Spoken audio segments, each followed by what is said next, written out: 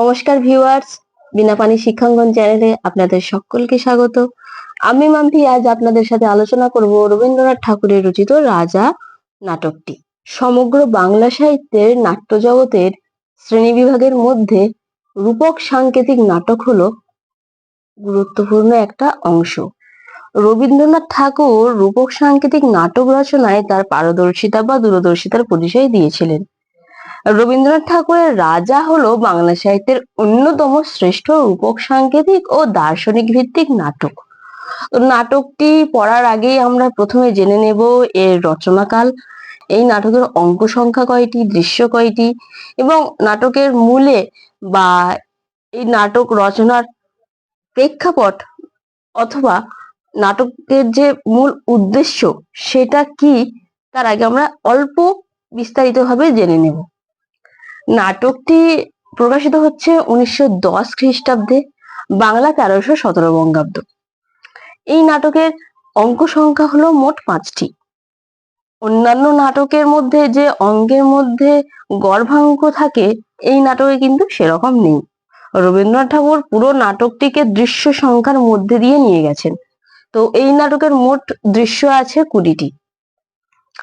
নাটকের আলোচনার পূর্বে আমরা জেনে নেব নাটকটির চরিত্রগুলির কথা, অর্থাৎ কি কি চরিত্র নিয়ে পুরো নাটকটি রচিত। এই নাটকের মূল যে চরিত্রগুলি আছে সেগুলি হলো রাজা, সুদর্শনা, সুরঙ্গমা, ঠাকুরদা, কাঞ্চিরাজ।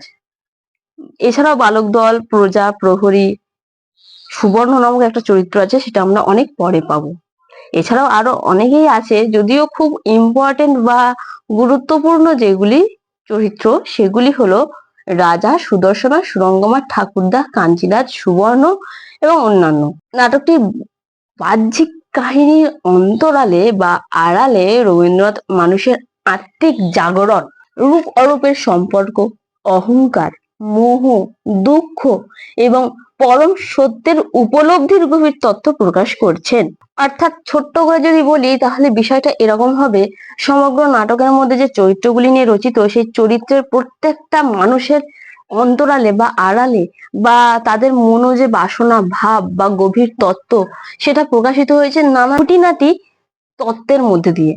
যেমন সুদর্শনা এখানে হলো সৌন্দর্যের প্রতীক, তো তার মধ্যে ছিল অহংকার, সৌন্দর্যের পূজারী সে।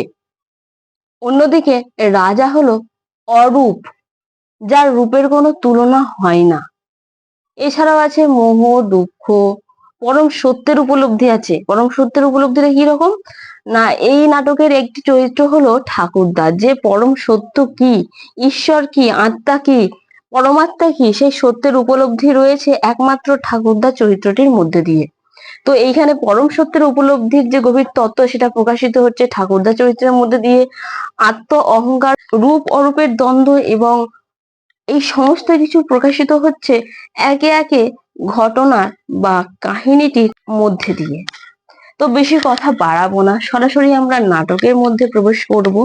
নাটকটি আলোচনা করব তার বিষয়বস্তু মধ্যে দিয়ে, তবে শেষ করব এই নাটকটি কি ধরনের নাটক, অর্থাৎ রূপক সাংকেতিক নাটক হিসেবে রাজা কতটা সার্থকতা পেয়েছে সেটাই আমরা এই আলোচনার মধ্যে দিয়ে আজ বোঝার চেষ্টা করব। নাটকের শুরু হচ্ছে রানী সুদর্শনা ও দাসী সুরঙ্গমার কথোপকথনের মধ্যে দিয়ে, যেখানে রানী বলছেন, আলো কই, এ ঘরে কি কোনোদিন আলো জ্বলবে না? সুরঙ্গমা উত্তরে তাকে বোঝাচ্ছেন, চোখে দেখা আলোই সব নয়, আদতে অনেক কিছু আছে পৃথিবীতে যেগুলি দেখবার জন্য আমাদের অন্তরের আলো জ্বালাতে হয়। সুদর্শনার ইচ্ছে ছিল সে একবার আলোর মধ্যে তার রাজাকে দেখবে, তার স্বামীকে দেখবে, কিন্তু রাজার সমস্ত গতাগতিই হলো অন্ধকারের মধ্যে দিয়ে। তিনি এই অন্ধকার ঘরে এসে তার স্ত্রী সুদর্শনার সাথে মিলিত হন, আবার এই অন্ধকারেই বিলীন হয়ে যান। অন্যদিকে রানী সুদর্শনা তার ইন্দ্রিয় পরিতৃপ্ত করতে চান। আমরা সবাই 5টা ইন্দ্রিয় নিয়ে জন্মেছি, চক্ষু, কর্ণ, নাসিকা, জিহ্বা, ত্বক। এটা ছাড়াও আরেকটি অন্তর ইন্দ্রিয় আমাদের আছে। অন্তর ইন্দ্রিয় হলো মন। অর্থাৎ সুদর্শনার মনের ইচ্ছা হলো সে তার স্বামী, তার রাজাকে একবার দেখবে। এই মন দিয়ে সে তার রাজার একটি সুন্দর অবয়ব সে কল্পনা করেছিল। সুদর্শনের মতে রাজা মানেই হলো সুন্দর গৌর কান্তি উজ্জ্বল চেহারার অধিকারী একটা মানুষ। যদিও এই পুরো ধারণাটাই পরে বদলে গেছে নাটকে। রবীন্দ্রনাথ এক জায়গায় বলছেন, দেবতারে প্রিয় করি, প্রিয়েরে দেবতা। আলোচ্য নাটকে রাজা আর কেউ নয়, সে হলো ঈশ্বরেরই প্রতীক। এই রাজার মধ্যে দিয়ে জীবাত্মা ও পরমাত্মা মিলে মিশে এক হয়ে গেছে। যে রাজাকে আমরা বাইরের জগতে খুঁজে বেড়াই, সে রাজার বসবাস আমাদের অন্তরের মধ্যে।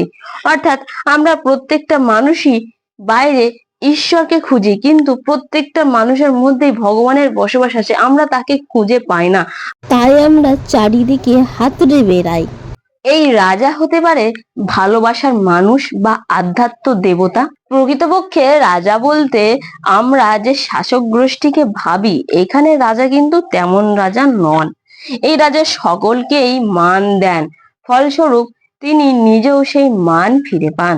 রবি ঠাকুর ঠাকুরদার চরিত্রের মধ্যে দিয়ে একটা গান গেয়েছেন। গানটি হলো, রাজা সবারে দেন মান, সে মান আপনি ফিরে পান, মোদের খাটো করে রাখে নিকো কোনো অসত্যে, নইলে মোদের রাজার সনে মিলবো কি সত্যি, আমরা সবাই রাজা। তো যাই হোক, যেখানে আলোচনা করছিলাম, এরপর নাটকের মধ্যে দেখা গেছে রাজা, এই যে রাজা, তাকে কেউ কখনো চোখে দেখেনি, দিনের আলোয় কেউ তাকে দেখেনি। তাই নাটকে যেখানেই অনেকেই আলোচনা করছে, সেখানে একদল মানুষ বলছে এই রাজ্যে রাজা বলে কেউ নেই। আসলে এখানে সবাইকে একটা মিথ্যের জালে ভ্রমিত করা হচ্ছে। এখানে রাজা রাজা কেউ নেই, সবাই মিথ্যে কথা বলে। এই প্রসঙ্গ থেকে মানুষের মধ্যে যে নাস্তিকতা, তার কথা উঠে আসে। দেখবে অনেকেই থাকে যারা নাস্তিক, অর্থাৎ তারা ভগবান বিশ্বাস করে না। অনেকেই বলে ভগবান তো নেই, তাকে তো আমরা চোখে দেখি না, তাহলে তাকে বিশ্বাস করবো কি করে যে কি করে ভগবান আছে।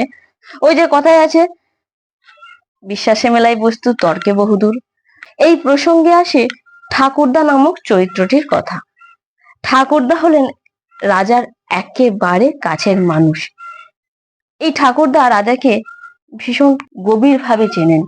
তিনি জানেন এই ঠাকুরদা হলেন রাজার একেবারে অন্তরঙ্গ কাছের একজন মানুষ, যিনি রাজাকে খুব গভীর ভাবে চেনেন, জানেন, বোঝেন এবং রাজাকে তিনি বন্ধু ভাবে মানেন, শ্রদ্ধা করেন, সম্মান করেন। তাই এক জায়গায় এক প্রহরী বা নাগরিক দল বলছেন যে আমার 25 বছরের ছেলেটা 7 দিনের জ্বরে মারা গেল, দেশে যদি ধর্মের রাজা থাকবে তবে কি এমন অকাল মৃত্যু ঘটে? ঠাকুরদা বলছেন, ওরে তবু তো এখনো তোর 2টো ছেলে আছে, আমার যে একে একে 5 ছেলে মারা গেল, একটি বাকি রইল না। তবে তবে কি রে, ছেলে তো গেলই, তাই বলে কি ঝগড়া করে রাজাকেও হারাবো? দেখো, ঠাকুরদার 5টি ছেলে মারা গেছে, তবু কিন্তু তিনি ভেঙে পড়েননি। তাই যখন এক সুন্দর যুবক দোলের দিনে পথে রথ উড়িয়ে নিয়ে যাচ্ছিলেন, সবাই যখন তাকে রাজা ভেবে ভুল করছে, সেই সময়েও ঠাকুরদা কিন্তু কোনো ভুল করেননি। ঠাকুরদা বলেছেন, কখনো কি দেখেছো আমার রাজাকে এইভাবে পথে পথে ঘুরে বেড়াতে? আসলে সুন্দর চোখ, মুখ, নাক, কান এগুলোই বড় কথা নয়, মনের বা হৃদয়ের সৌন্দর্যই হলো আসল সৌন্দর্য। আর সেই সৌন্দর্যের বা রূপের পূজারী হলেন রানী সুদর্শনা। দেখো, সুদর্শনা নামটা যদি ভাবো বা পড়ো, তাহলেই বুঝতে পারে সুদর্শনা অর্থাৎ যার নামের মধ্যে সৌন্দর্যের কথা লুকিয়ে রয়েছে। রবি ঠাকুর বুঝিয়ে দিয়েছেন সুদর্শনা সৌন্দর্যের পূজারী, যিনি রূপ ছাড়া আর কিছুই বোঝেন না। অন্যদিকে আরেকটি চরিত্র হলো দাসী সুরঙ্গমা, যে রাজার দাসী, সে রাজার অন্ধকার ঘরের দাসী। নিয়মিত সে রাজার সেবা করে, রাজার ভালো চায়, রাজাকে সম্মান করে, শ্রদ্ধা করে। অথচ সুরঙ্গমা নিজেও কিন্তু রাজাকে চোখে দেখেনি। এক সময় এই সুরঙ্গমাও প্রবল ভাবে রাজার বিরোধী ছিল। সুরঙ্গমা বাবা ছিলেন প্রবল জুয়ারি, সেই নেশায় মত্ত হয়ে নিজ কন্যাকে বিপথে নিয়ে গিয়েছিলেন। রাজা তাকে সেই প্রবল অপমানের হাত থেকে উদ্ধার করে তাকে তার রাজ্যে ঠাঁই দিয়েছেন, নিজের সেবার দায়িত্বে রেখেছেন সুরঙ্গমাকে। আমরা বৈষ্ণব পদাবলিতে যে 5টি রসের কথা জানি, যথা শান্ত, দাস্য, সখ্য, মধুর ও বাৎসল্য। সুরঙ্গমা হলো এখানে সেই দাস্য রসের বা দাস্য ভাবের সাধিকা। অন্যদিকে ঠাকুরদা হলেন সখ্য ভাবের সাধক, কারণ তিনি রাজাকে বন্ধু ভাবে বা সখ্য ভাবে ভালোবেসেছেন, সম্মান করেছেন। যাই হোক, এরপর দেখা গেছে যে সুদর্শনের যে এতদিনের তৃষ্ণা, সেই তৃষ্ণাকে নিবারণ করবেন বলে জানাচ্ছেন রাজা। তিনি বলেছেন যে আগামী বসন্তের দোল পূর্ণিমায় তিনি রানীকে দেখা দেবেন। সুরঙ্গমা রানীকে বলছেন, উনি তো আমার তেমন রাজা নন। রানী, তোমার কৌতূহলকে শেষ পর্যন্ত হার মেনে ফিরে আসতে হবে, তোমাকে কেঁদে ফিরতে হবে। রানী না বুঝতে পারলেও সুরঙ্গমা কিন্তু বুঝেছিল, সে আন্দাজ করতে পেরেছিল যে সুদর্শনের শেষ পরিণতি কি হতে পারে। এরপর আসে সেই বসন্ত উৎসবের সকাল, যেখানে সমস্ত রাজ্যের রাজা, প্রজা, মানুষগণ উৎসবে মেতে উঠেছেন। ঠিক তেমন সময় রথের ওপর এক অপূর্ব সুন্দর বেশধারী যুবক রথে করে যাচ্ছেন। তার রথের ধ্বজাটা হচ্ছে কিংশুক ফুলের ধ্বজা। কিংশুক ফুল মানে পলাশ ফুল, অর্থাৎ যার রূপ আছে কিন্তু গুণ নেই। এই যুবককে সকলেই, এমনকি রানী সুদর্শনও রাজা ভেবেছেন, কারণ সে অপূর্ব সুন্দর দেখতে।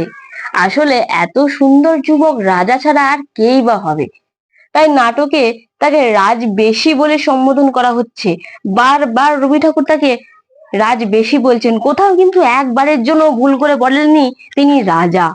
রবীন্দ্রনাথ এই চরিত্রটির মধ্যে দিয়ে বোঝাতে চেয়েছেন যে সুন্দর রূপ বা সুন্দর চোখ বড় কথা নয়, বড় হলো তার গুণ, তার ঐশ্বর্য, তার মাহাত্ম্য। তাই রবীন্দ্রনাথ এই যুবকের ধ্বজাটা এঁকেছেন পলাশ ফুলের। তো যে যুবকের ধ্বজা পলাশ ফুলের বা কিংশুক ফুলের, সে আর যাই হোক কোনো গুণ তার থাকতে পারে না, সে আর রাজা কখনোই হতে পারে না। তাই যুবককে রাজবেশী বলা হচ্ছে। যদিও পরবর্তীকালে দেখা গেছে রানী সুদর্শনা এই রাজবেশধারী যুবককে রাজা ভেবে ভুল করেছেন এবং তাকে রাজা ভেবে একগুচ্ছ ফুল পাঠাচ্ছেন, কিন্তু সেই যুবক কিছুতেই সেই ফুলের অর্থ বুঝতে পারছেন না। রোহিণীকে দিয়ে যখন সুদর্শনা সেই ফুল পাঠাচ্ছেন, রোহিণী বলছেন, মা আমি তাকে গিয়ে কি বলবো? সুদর্শনা বলছেন, তোকে কিছু বলতে হবে না, তুই গিয়ে শুধু তার হাতে ফুলটা দিস, সে ঠিক বুঝে যাবে আমি দিয়েছি।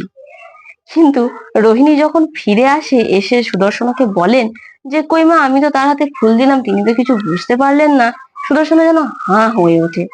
আসলে সেই যুবক কি করে সেই ফুলের অর্থ বুঝবে? সে তো রাজা নয়, সে তো রাজবেশধারী। সেই যুবক ফুলের অর্থ না বুঝলেও এই ফুলের অর্থ বুঝেছিলেন এই নাটকের খল চরিত্র কাঞ্চিরাজ। এইখানেই আসছে এই কাঞ্চিরাজ নামক চরিত্রটি।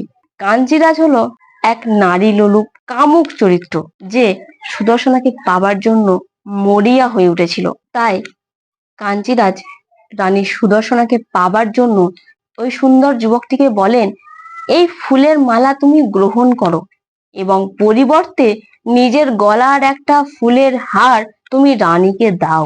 এবং যেমন কথা তেমন কাজ, কাঞ্চিরাজের কথা মতো সুবর্ণ তার গলার একটি হার রানীকে দিয়ে দেয়। এরপর কাঞ্চিরাজ সেই সুন্দর যুবককে আদেশ দেন রানীর বাগান বাড়িতে আগুন লাগাতে, কারণ কাঞ্চিরাজের মনের মধ্যে একটা বাসনা ছিল যে যখন সেই বাগানে আগুন লাগবে এবং আগুনের ভয়ে রানী সুদর্শনা বেরিয়ে আসবেন, আর সেই ফাঁকেই তিনি রানী সুদর্শনাকে এক পলক দেখে নেবেন। এখান থেকেই রানী সুদর্শনার প্রতি কাঞ্চিরাজের লোলুপতার দিকটি প্রকাশ পেয়েছে। আগুনের ভয়ে যখন সবাই তটস্থ হয়ে আছে, রানী এবং বাকি রমণীরা চারিদিকে ছুটাছুটি করছেন, ঠিক সেই সময় রানী সুদর্শনাকে বাঁচাতে হাজির হন প্রকৃত রাজা, আসল রাজা। আগুনের শিখায় রানী রাজার মুখ দেখে নেন, তিনি দেখে নেন রাজার স্বরূপ। ভয়ে আতঙ্কে জর্জরিত হয়ে ওঠে রানী। তিনি বলে ওঠেন, উহ, কি ভয়ানক, কি বীভৎস! রানী যেন বিশ্বাসই করতে পারে না এই হলো আসল রাজা, যে তার স্বামী। তাই ঘৃণায়, যন্ত্রণায় সে রাজসভা ত্যাগ করার সিদ্ধান্ত নেয়। সে ঠিক করে এই রাজসভা ত্যাগ করে সে তার পিতৃগৃহে চলে যাবে। এই সময় রানীর পাশে থেকেছে দাসী সুরঙ্গমা। রানী সুদর্শনা রোহিণীকে তার সঙ্গে নিতে চেয়েছিলেন, কিন্তু রোহিণী তার সঙ্গে যাননি। পরিবর্তে সুরঙ্গমা তার সাথে যেতে চেয়েছিলেন। এখানে সুরঙ্গমা হয়েছে রানীর পথের সাথী। রানী তাকে বলে, তুই তোর প্রভুর সেবা ছেড়ে আমার সাথে যাবি কেন? সুদর্শনা নানান রকম বিধিনিষেধ দিতে থাকেন সুরঙ্গমাকে। নানান ভাবে নিষেধ করলেও সুরঙ্গমা তার কথা শোনে না। সুরঙ্গমা বলে, তার রাজার সেবা করার জন্য অনেকেই আছে, কিন্তু যেহেতু সুদর্শনা এই পথে নেমেছে, এই সুদর্শনা তো আর কেউ নয়, তার রাজারই স্ত্রী। তাই সুদর্শনার পাশে থাকা উচিত বলে সুরঙ্গমা মনে করছেন, এবং তার সঙ্গ দিতে হবে বলে তিনি সেটাকে আগ্রহ সহকারে আদেশ হিসেবে মাথায় করে নিচ্ছেন। তাই এই পথের সাথী হয়েছে সুরঙ্গমা। অবশেষে রানী সুদর্শনা ও সুরঙ্গমা গিয়ে হাজির হয় সুদর্শনার পিতৃগৃহে, অর্থাৎ কান্নকুব্জ রাজের কাছে। এরপর কিছু সময় কেটে গেছে। একদিন যায়, দুদিন যায়, কয়েকদিন যাবার পর রানীর মন উতলা হয় রাজার জন্য। তিনি ভাবতে থাকেন তার রাজা তাকে ঠিক নিতে আসবেন। তিনি আরো ভাবেন তার রাজা এখনো আসছে না কেন, কবে আসবে তার রাজা। তাই একদিন মাঠের পূর্ব দিগন্তের পারে ধুলো উড়তে দেখে রানী ভাবে তার রাজা আসছে তাকে নিতে। সে তার দাসী সুরঙ্গমাকে বলে ওঠে, দেখ তোর রাজা আসছে। জানি সে থাকতে পারবে কেন। সুদর্শনা বলতে থাকে, এতদিন যে সে রাগ করেছিল এটাই তো অনেক প্রশ্নের, যদিও আমি জানতাম সে আসবেই আমাকে নিতে। সুদর্শনা এইভাবে জানাচ্ছেন, কিন্তু সুরঙ্গমা জানে সে তার রাজা নয়। তাই সুরঙ্গমা বলছেন, মা, এ আমার রাজা নয়। আমার রাজা এমন করে ধুলো উড়িয়ে আসে না, সে কখন আসে কেউ টেরই পায় না। সুরঙ্গমা জানায়, রাজ্য আক্রমণ করতে আসছে কাঞ্চিরাজ, আর তার সাথে আছে সুবর্ণ। হ্যাঁ, ঠিক এই জায়গাটিতেই রবীন্দ্রনাথ সেই রাজবেশধারী যুবকের পরিচয় দিচ্ছেন। এতদিন যাকে আমরা রাজবেশধারী যুবক বলে জেনে এসেছি বা পড়ে এসেছি, এই অংশ থেকে আমরা এবার জানবো তার নাম সুবর্ণ। এই সুবর্ণকেই রানী সুদর্শনা রাজা ভেবে ভুল করেছিল। আমরা অদ্ভুত ভাবে দেখি কাঞ্চিরাজ কান্নকুব্জকে আদেশ দিচ্ছেন তার কন্যাকে যেন কাঞ্চিরাজের হাতে তুলে দেওয়া হয়, নয়তো তিনি রাজ্য আক্রমণ করবেন এবং কান্নকুব্জকে হত্যা করবেন। ইতিমধ্যেই কাঞ্চিরাজ ষড়যন্ত্রের জাল বুনে দিলেন। তিনি অন্য সমস্ত রাজ্যের রাজাদেরকে উস্কে দিলেন। তিনি জানিয়েছেন যে অমুক রাজ্যের রাজার এক কন্যা আছে সুন্দরী যুবতী, তাকে পেতেই হবে। তাই অন্য সব রাজাদেরকে লেলিয়ে দিয়ে, হ্যাঁ ক্রমশ লেলিয়ে দিয়ে আক্রমণ করতে বাধ্য করা হলো। অন্য দেশের সমস্ত রাজা এসে হাজির হলো কান্নকুব্জ রাজের রাজত্বে। অন্য রাজারাও আসে রানী সুদর্শনাকে পাবার জন্য। তাই তারা এবার নিজেদের মধ্যে মারামারি কাটাকাটি শুরু করে। এক সময় তারা সকলে মিলে সিদ্ধান্ত নেয়, এইভাবে মারামারি কাটাকাটি করলে নিজেদেরই এতে ক্ষতি হবে। তাই তারা এক স্বয়ম্বর সভার আয়োজন করলেন, এবং তারা সুদর্শনাকে বাধ্য করবেন এই স্বয়ম্বর সভায় যে কোনো একজনের গলায় মালা পরাতে। এখানে কাঞ্চিরাজ এক ষড়যন্ত্রের তীর বিদ্ধ করলেন। তিনি সুবর্ণকে শ্রীখণ্ডী করে সুদর্শনাকে পেতে চেয়েছেন। কি অপূর্ব ভাবে রবীন্দ্রনাথ এখানে বর্ণনা দিচ্ছেন। দেখা গেছে বসন্ত পূর্ণিমায় যে সুবর্ণকে দেখে রানী আকৃষ্ট হয়েছিলেন, সেই সুবর্ণকে তার ছত্রধর করে পাশে বসালেন কাঞ্চিরাজ। কাঞ্চিরাজ ভাবেন এই সুবর্ণকে দেখেই সুদর্শনা কাঞ্চিরাজের গলায় মালা দেবেন।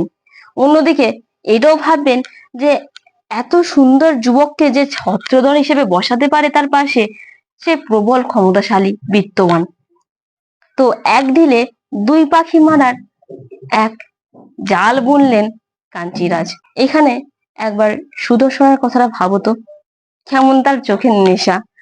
ঈশ্বর তুল্য স্বামীকে আপন না করে সে আকৃষ্ট হয়েছে এক রূপ সর্বস্ব মাকাল ফলের প্রতি। কত সুন্দরভাবে আলোচ্য নাটকে রবীন্দ্রনাথ এটা বুঝিয়ে দিলেন যে বাহ্যিক রূপের কোনো মূল্য নেই, প্রকৃত মূল্য হচ্ছে তার কর্মের, তার গুণের। সুদর্শনা এখান থেকেই নিজের ভুল বুঝতে পারলেও কেবলমাত্র তার পিতাকে রক্ষা করবার জন্য এই স্বয়ম্বর সভায় আসতে রাজি হয়। অন্যদিকে শুরু হয় প্রবল যুদ্ধ। সমস্ত রাজ্যের রাজারা পরাজয় মানলেও কাঞ্চিরাজ কিন্তু শেষ অবধি লড়ে যায়। যদিও শেষ পর্যন্ত কাঞ্চিরাজকে পরাজিত করে রাজা জয় লাভ করেন। রাজা তার তলোয়ারের আঘাতে কাঞ্চিরাজকে পরাস্ত করেন। এখান থেকেই কাঞ্চিরাজ নিজের ভুল বুঝতে পারে। এই নাটকের একেবারে শেষ পর্যায়ে গিয়ে আমরা দেখব কাঞ্চিরাজও রাজার স্বরূপ বুঝতে পেরে তার অনুগত হয়ে উঠছে। অন্যদিকে দেখা যাচ্ছে রাজা যুদ্ধ করে কান্যকুব্জকে রক্ষা করলেও তার স্ত্রী তার সুদর্শনাকে কিন্তু তিনি ফিরিয়ে নিয়ে যাননি। তিনি একাই ফিরে গেছেন তার রাজ্যে।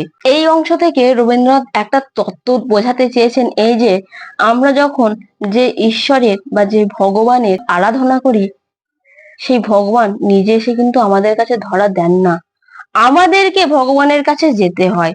অর্থাৎ মন্দিরে অধিষ্ঠিত কোনো ভগবান তোমার কাছে আসবে না, তোমাকেই যেতে হবে ভগবানের দ্বারে বা দরজায়। ঠিক এটাই বোঝাতে চেয়েছেন এই যুদ্ধের অংশটির মধ্যে দিয়ে। রাজা যুদ্ধ করে ফিরে গেছেন, কিন্তু রানী সুদর্শনাকে ফিরিয়ে নিয়ে যাননি, কারণ সুদর্শনা রাগ করে রাজাকে পরিত্যাগ করে তার পিতৃগৃহে চলে এসেছিলেন। পরিশেষে সুদর্শনা নিজের আত্ম অহংকার থেকে বেরিয়ে আসে। সে ঠাকুরদা আর সুরঙ্গমার সহায়তায় তার রাজবেশ ত্যাগ করে তার রাজার কাছে ফিরে যাওয়ার সিদ্ধান্ত নিয়েছে। শেষ পর্যন্ত সুদর্শনা তার রাজভূষণ ত্যাগ করেছে। সে একেবারে দাসীর বেশ ধরে তার রাজার কাছে ধরা দিয়েছেন, মাথা নত করেছেন, নিজের ভুল স্বীকার করেছেন। এই অংশটাতে আমরা দেখব যে কাঞ্চিরাজ এতদিন সুদর্শনাকে পেতে চেয়েছিল, সেই কাঞ্চিরাজই নাটকের একেবারে শেষ পর্যায়ে গিয়ে অর্থাৎ 19 নম্বর দৃশ্যে গিয়ে আমরা দেখতে পাবো কাঞ্চিরাজ নিজেও সুদর্শনাকে মা বলে সম্বোধন করছেন।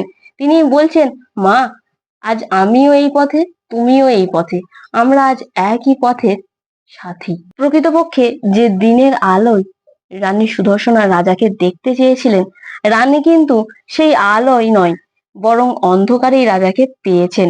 তার এতদিনের সমস্ত তৃষ্ণা বিলীন হয়ে গেছে।